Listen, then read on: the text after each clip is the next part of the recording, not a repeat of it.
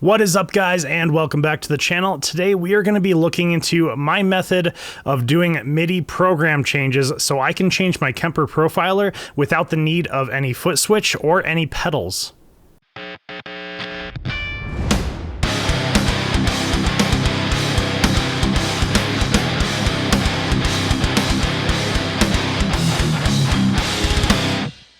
So the 1 year mark has finally hit us on when I started High Impakt Audio, and I thought this was a great opportunity for me to answer probably one of my most asked questions, and that is, how do I program MIDI changes to change my Kemper profile while I'm up on stage to go with the backing tracks?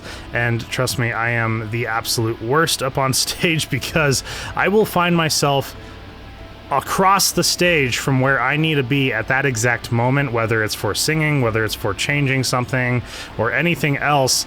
And having the backing tracks and the MIDI program changes actually change everything for me without me even having to worry about it, that makes a world of difference, and it makes my life a whole lot less stressful for sure. Alright, so before we begin, I am going to kind of go over the different pieces of equipment that I'm using for this video. I will be programming all the program changes in Pro Tools. I tried it in Ableton and I wasn't really able to motivate it very well. I think it works better if your computer is what is changing those MIDI program changes. So I ended up actually using Pro Tools. At least for my method, I found it to be probably the easiest and the most successful on changing those program changes in the MIDI. And then I will have my Cymatic Audio LP16 that is running all of my backing tracks. It also has the MIDI tracks loaded into it. So that is what will be sending the program changes to my Kemper profiler. And I am very aware that Cymatic Audio, I guess, isn't a thing anymore. So I did a video on how to set up the Cymatic Audio LP16 and how to run your backing tracks through that. If you so happen to have a Cymatic Audio LP16 and are wondering how to do that, I'll have the link for that up in the top of the screen here.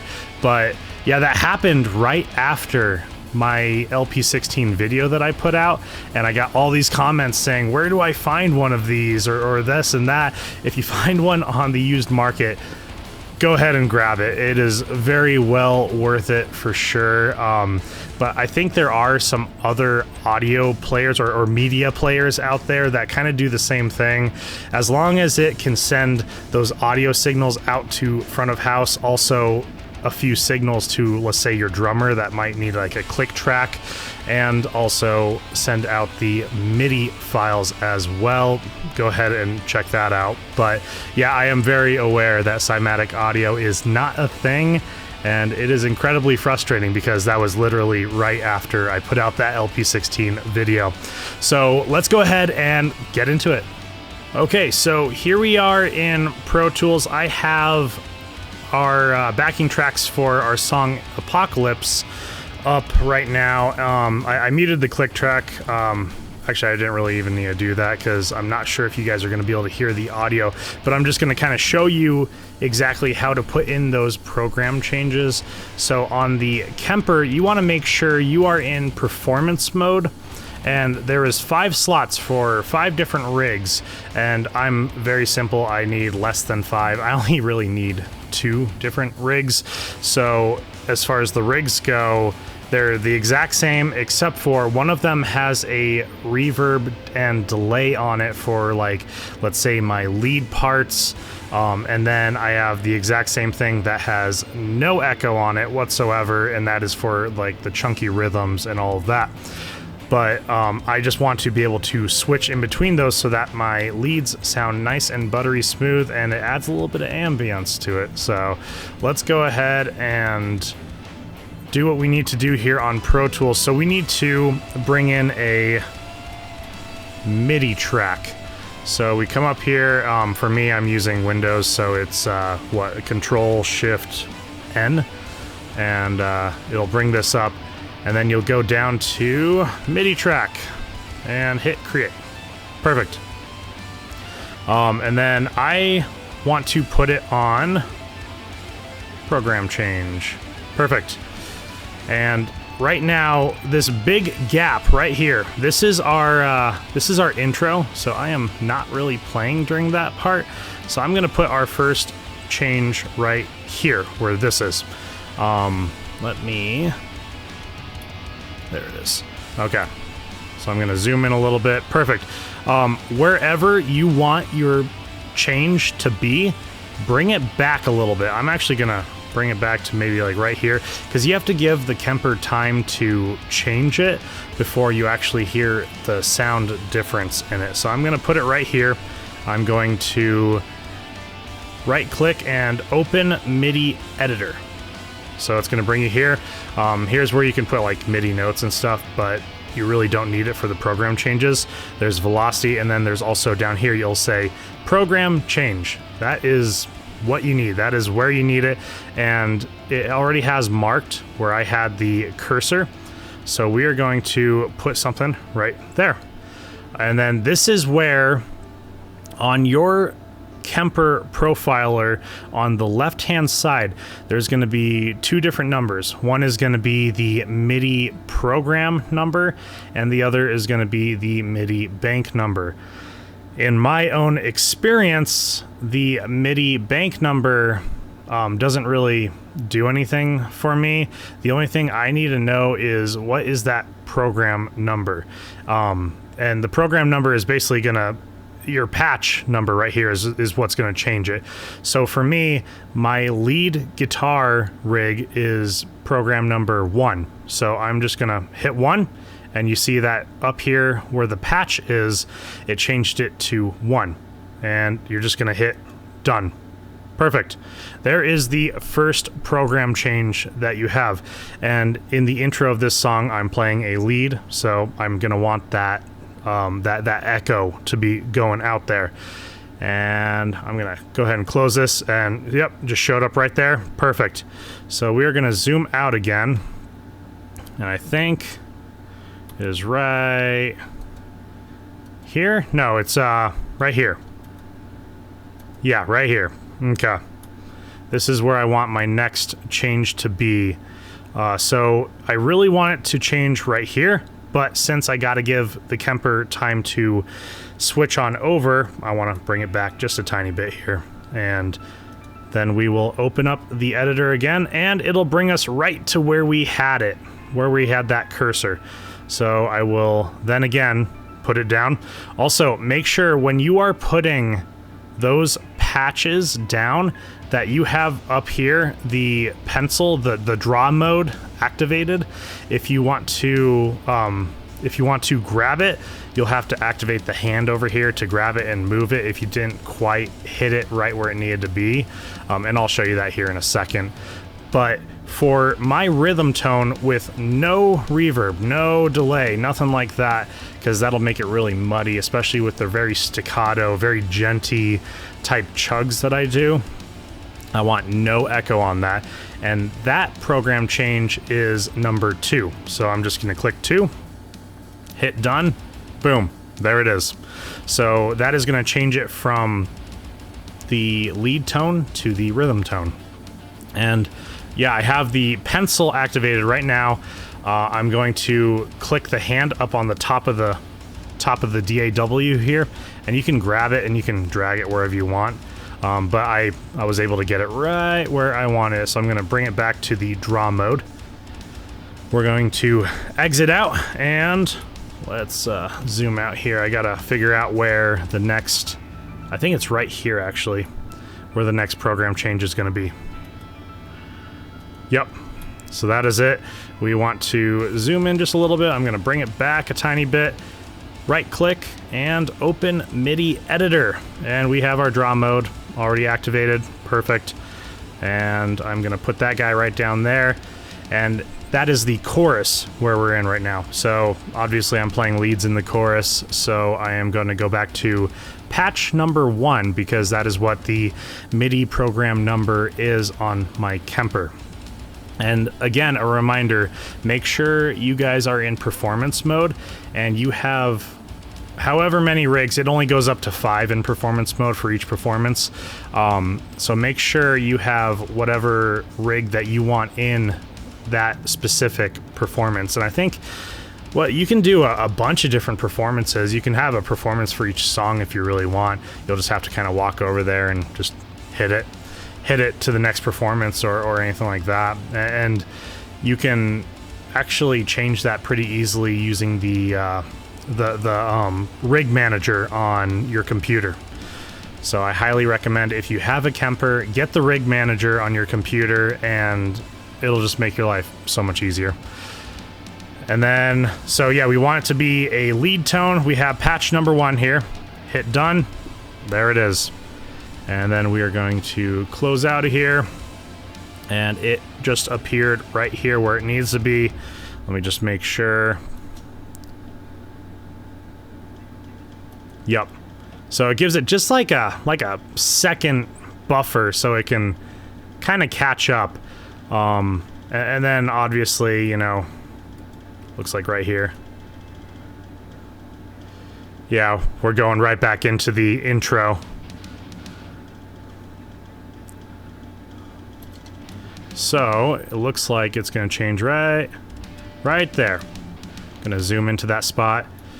And I want to change right here after the synths are done and after the electro drums. So I'm going to bring it back maybe to... I was watching someone else do some program changes. And everyone seems to do it a little bit differently, and it made it extremely confusing. So I really want just to kind of aim this towards the people that have Kempers. I've never actually used an Axe Effects for any of this stuff, or the Line 6, what is it, the pod that they have. I assume it's fairly similar, but this one is pretty strictly just Kemper. I've never messed with any of them, so I don't know. I hope that they're similar, because man, it was an absolute headache figuring this out. And like, I literally pretty much just figured it out and am really able to show you guys this. So yeah, we want to give it some time, so I brought it back 2 bars, and the guy I was watching, he brought it back, what, like a 16th note or something. It's a really quick change, but it just has that little bit of lag, a little bit of latency. So right click, MIDI editor, perfect. We have the cursor where we want it. Just put it down, and that is going to be patch number 2, because that is my rhythm tone. The only thing you have to worry about is the patch number on my method of doing these program changes. The bank, I clicked it and all it said was none, so it really doesn't matter. And then hit done. Boom, there it is. Let me zoom out here. I think the next one is right there. Yep. Okay. So we're gonna go zoom in, back to open MIDI editor, put it down, and that is the chorus that we are entering. So I have some lead parts. Back to patch 1.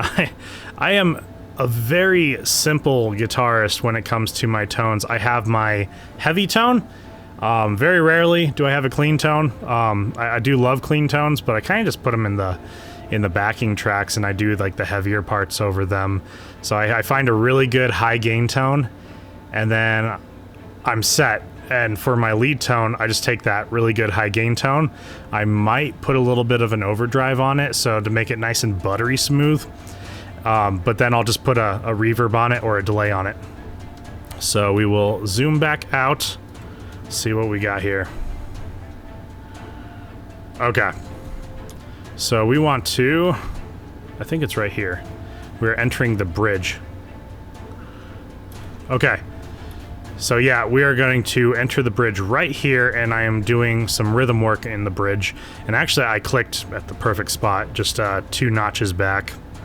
So I'll right click, MIDI editor, boom, we're going to the rhythm tone, which is patch number 2, and out. And then I have a little bit of a lead climb in this song. If you guys haven't heard the song, I will have the link for that down in the description below if you'd like to listen to it. Very proud of it. This is the newest single from Purge the Heretics, so let's see, where is that little... Just looking for the spot where I do a little lead climb.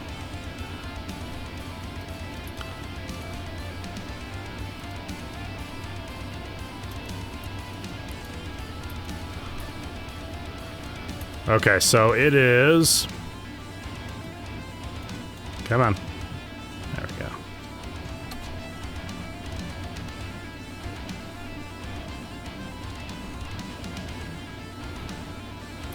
Okay, so it is going to be right here, but I want to bring it back 2 notches to let the Kemper catch up.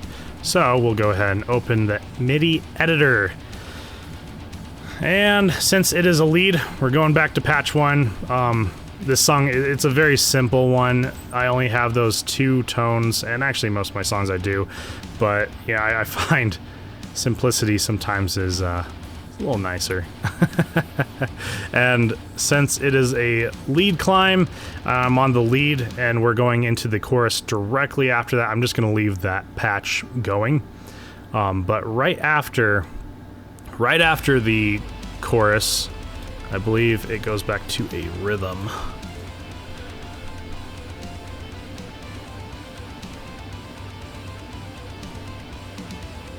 Yep, back to a rhythm. Back 2 notches, right click, MIDI editor. Alright, and since that is a rhythm tone, we are going to do patch 2. And I actually did not quite hit the mark on it, so I'm going to come up here, hit the hand, grab it, and just skosh it back, just like that. And then end that, and I think that is the last one of the song. Let me just double check.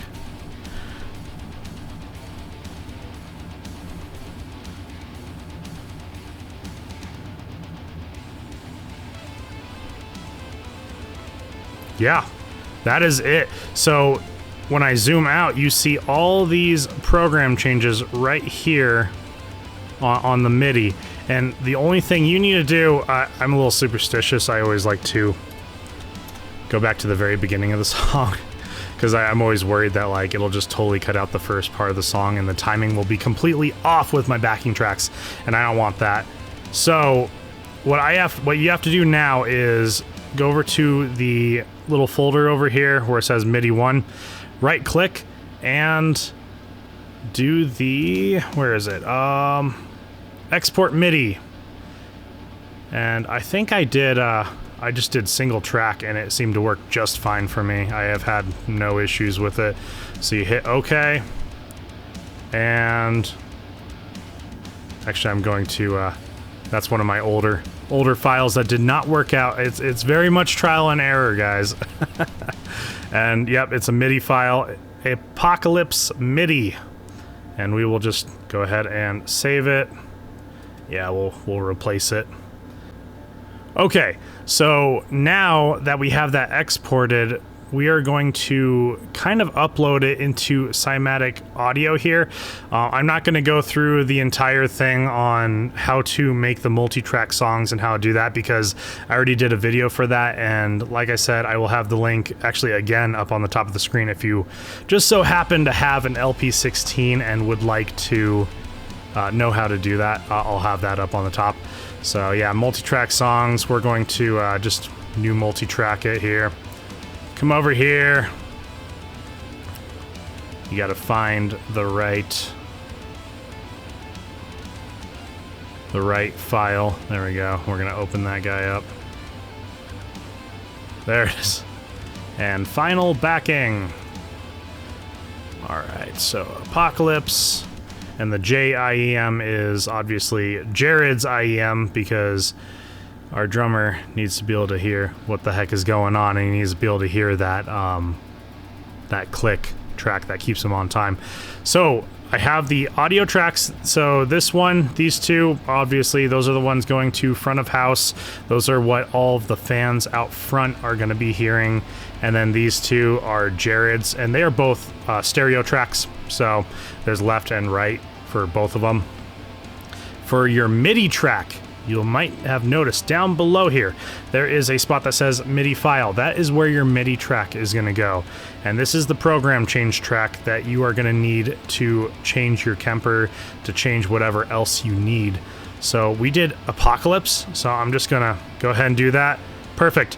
And it'll tell you the duration of it, which I noticed when I was having a hard time getting a hold of it or kind of figuring it out.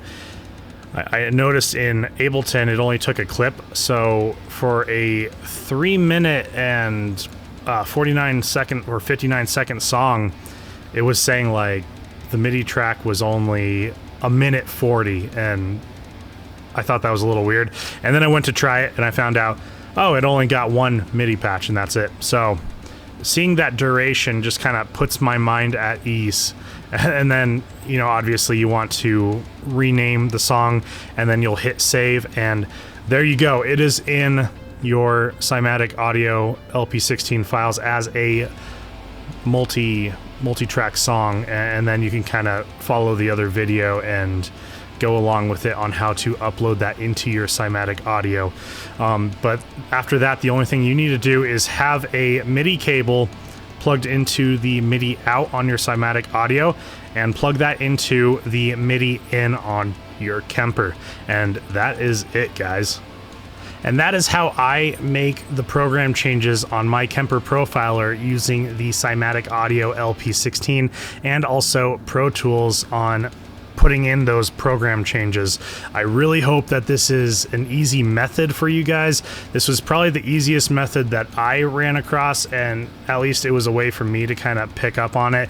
When I was searching around over YouTube and Google, it was extremely sparse. There was not a lot of information on how to actually program these MIDI changes for your Kemper or for the Axe-Fx or for anything really. It was really hard, and I almost felt like I was chasing my tail most of the time, and several headaches later, I finally found out how to do this and how to really put in those MIDI changes just to make our lives easier up on stage, so we don't have to worry about, oh, I got to get to the other side of the stage to hit that hit the foot switch. Maybe I'm the only one that has that issue, but you know, I figured a lot of people are asking me, how do I do this? And I want to be able to answer that question for you guys. And like I said before, we have finally hit the 1-year mark of when I started High Impakt Audio, and I have been having so much fun making these videos for you guys, and I just want to let you all know I very much appreciate you, and I love talking to you guys, and I love nerding out about all kinds of gear and stuff. I mean, being a gear nerd in the music industry, especially nowadays, it's so much fun. And really, on a lot of my videos, you guys might not even notice it, but I'm learning at the same time you guys are almost, and I think it is very much expanding my knowledge on all this gear for you guys, so I can help you out, and also, you know, in turn it helps me out as well, especially being in my band. But I just want to say from the deepest part of my heart, thank you so much everyone for watching all of my videos. I very much appreciate you guys. And that is it for today's video. Thank you so much again everyone for watching and sticking with me through the whole time. If you haven't yet, please hit that subscribe button, hit the bell notifier so that you don't miss any more of my videos, and also smash that like button. That would be a massive help to me. And other than that, guys, my name is Chris with High Impakt Audio, and I will see you next time.